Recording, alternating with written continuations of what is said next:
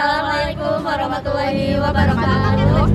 Halo semuanya, perkenalkan kami dari kelompok 5 Sistem Ekonomi Indonesia. Di sini kami akan membahas presentasi dalam bentuk video yang akan dibahas oleh kelompok kami, yaitu tentang mencontoh pelaku-pelaku ekonomi. Perkenalkan, nama saya Salsa Alia Febrianti. Saya Cicalia. Saya Mary Rezeki. Baik, di sini saya akan menjelaskan tentang pengertian pelaku ekonomi. Pelaku ekonomi adalah individu, kelompok atau lembaga yang terlibat dalam perekonomian suatu negara dalam aktivitas sehari-hari untuk memenuhi kebutuhan hidup. Pelaku ekonomi ini dapat berperan masing-masing, baik sebagai produsen, distributor maupun konsumen. Lalu ada jenis-jenis kegiatan ekonomi. Yang pertama ada produksi. Produksi merupakan segala aktivitas yang menghasilkan barang atau jasa, atau juga bisa kegiatan yang menambah nilai suatu barang dalam mencukupi kebutuhan manusia.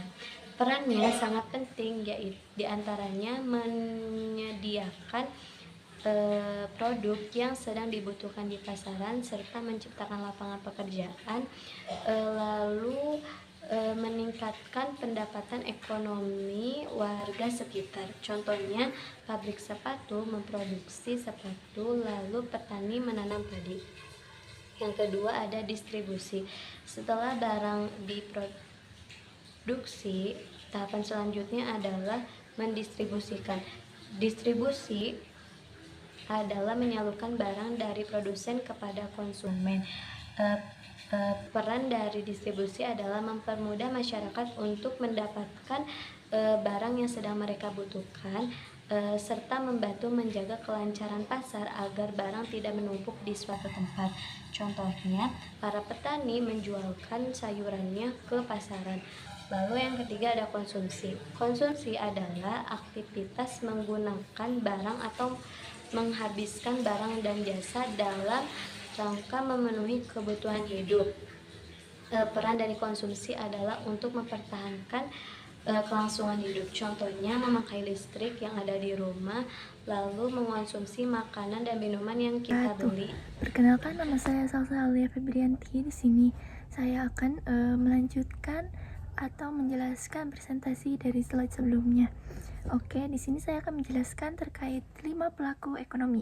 5 pelaku ekonomi di sini ada apa saja sih? Ada pertama rumah tangga keluarga, kedua ada masyarakat, ketiga ada perusahaan, keempat ada pemerintah, dan kelima ada negara atau masyarakat luar negeri.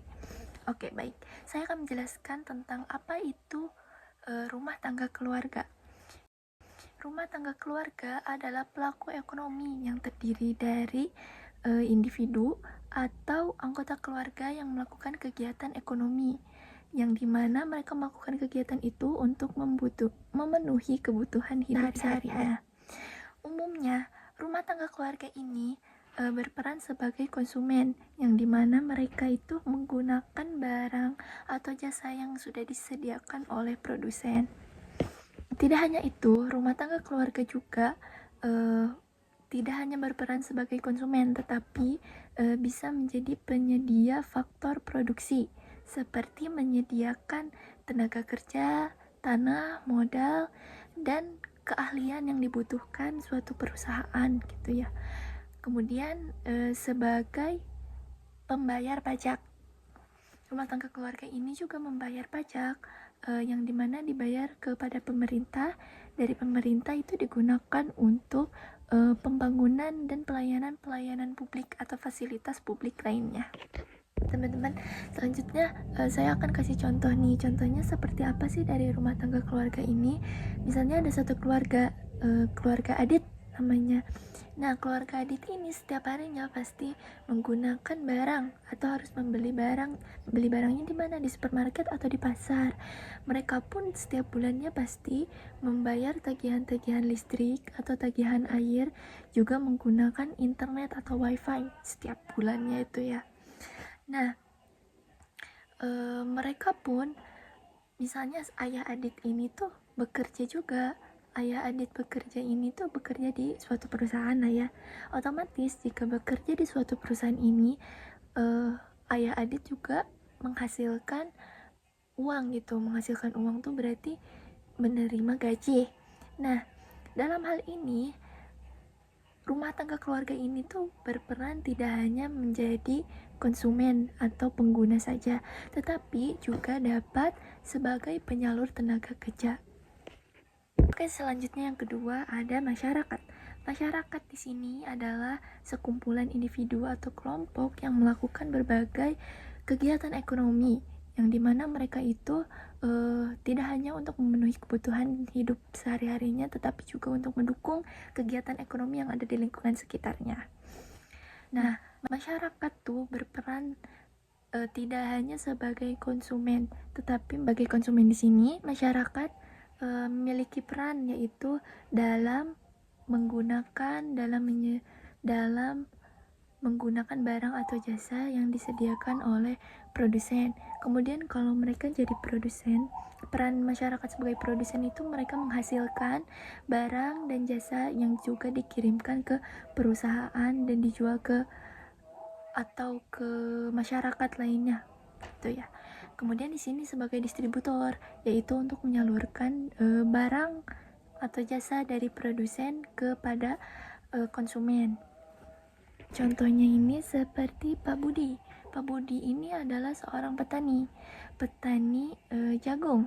Nah, jagung yang sudah ditanam, sudah dipanen, dihasilkan pasti akan dijual. Dijualnya kemana? Dijual ke pedagang yang ada di pasar. Pedagang yang di pasar ini kemudian menjual lagi ke para masyarakat atau ke konsumennya. Nah, dalam hal ini berarti Pak Budi berperan sebagai produsen, yang dimana dia tadi menghasilkan jagung untuk dijual lagi ke pedagang. Pedagang di sini berperan sebagai distributornya, dan pembeli yang membeli itu kan masyarakat, yaitu berperan sebagai konsumennya. Selanjutnya yang ketiga ada perusahaan. Pelaku ekonomi yang menghasilkan barang atau jasa yang kemudian guna untuk memenuhi kebutuhan masyarakat dan juga untuk memperoleh keuntungan atau memperoleh laba. Nah, perusahaan di sini tuh dapat berbentuk perseorangan atau CV, firma, PT, dan juga badan usaha milik negara. Tentunya perusahaan ini berperan sangat penting dalam kegiatan-kegiatan ekonomi yang ada guna untuk memenuhi kebutuhan yang ada di masyarakat, juga menciptakan lapangan pekerjaan. Tidak hanya itu, perusahaan juga berperan sebagai mendorongnya pertumbuhan ekonomi, di mana mereka itu meningkatkan kualitas barang atau produk, juga meningkatkan investasi dan meningkatkan pendapatan yang ada di masyarakat. Contohnya ini seperti PT Indofood Sukses Makmur. PT Indofood ini mereka kan menghasilkan produk, yaitu produk mie instan, yang dimana produk ini kemudian disalurkan ke toko-toko atau ke supermarket yang ada. Dari toko dan supermarket ini kemudian datanglah masyarakat untuk membeli produk itu, kemudian dikonsumsi oleh masyarakat itu sendiri. Nah, kita tahu bahwa peran perusahaan di sini tuh tidak hanya sebagai produsen, tetapi juga sebagai konsumen dan penyedia lapangan pekerjaan, di mana PT Indofood ini mungkin pabriknya tidak hanya membuat barang jadi begitu saja, tetapi membutuhkan jasa, membutuhkan tenaga kerja untuk menghasilkan barang produksi tersebut. Oke, selanjutnya yang keempat ada pemerintah. Memiliki peran untuk mengatur, untuk mengawasi, untuk mengendalikan jalannya kegiatan ekonomi agar berjalan sebagaimana mestinya, juga agar berjalan dengan baik dan meningkatkan kesejahteraan masyarakat. Tidak hanya itu, pemerintah juga menjaga stabilitas ekonomi yang ada, di mana pemerintah mengendalikan adanya inflasi, juga untuk mengurangi pengangguran yang ada. Contoh nyatanya itu seperti pemerintah membangun jalan tol atau memperbaiki jalan tol untuk memperlancar pendistribusian barang, produksi dan juga mobilitas masyarakat yang ada. Kemudian pemerintah juga menyediakan atau menyalurkan kebutuhan seperti kebutuhan listrik melalui PT PLN dan kebutuhan bahan bakar seperti PT Pertamina. Terakhir, yang kelima ada negara. sebagai pelaku ekonomi, negara atau masyarakat luar negeri ini melakukan adanya hubungan kegiatan ekonomi, di mana mereka melakukan kegiatan perdagangan untuk menghasilkan kerjasama, juga menghasilkan investasi dan pertukaran barang ataupun jasa. Di dalam negara kita sendiri atau Indonesia sendiri itu, masyarakat luar negeri ini menjadi pihak-pihak yang sangat menguntungkan, di mana dapat menambah investasi, menambah atau memperluas pasar, juga dapat menjadi penyalur produksi yang sebelumnya belum kita dapatkan atau kita hasilkan secara optimal. Contohnya seperti apa? Contohnya misal negara kita sendiri lah, Indonesia, mengekspor kopi ke luar negeri, misalnya ke Amerika Serikat. Kemudian Indonesia juga mengimpor mesin produksi dari Jepang, misalnya dari Jepang. Nah, dalam kegiatan ini tuh Indonesia itu tidak hanya berperan sebagai konsumen, tetapi juga sebagai distribusi untuk meningkatkan pendapatan negara, juga untuk memperluas pasar yang tidak hanya ada di dalam negeri, tetapi dari luar negeri juga. Oke, untuk selanjutnya di sini saya akan menjelaskan terkait pelaku-pelaku ekonomi dari non-koperasi, koperasi, dan juga BUMN atau badan usaha milik negara. Nah, pertama dari non-koperasi adalah suatu perusahaan atau badan usaha perseorangan atau swasta yang dimana memiliki tujuan dan peran untuk menghasilkan keuntungan. Nah, tidak hanya dalam menghasilkan barang atau jasa, mereka juga dapat menyalurkan tenaga kerja gitu ya, menyalurkan tenaga kerja dan menciptakan lapangan pekerjaan. Nah, contohnya itu seperti apa sih? Contohnya itu seperti PT Unilever Indonesia.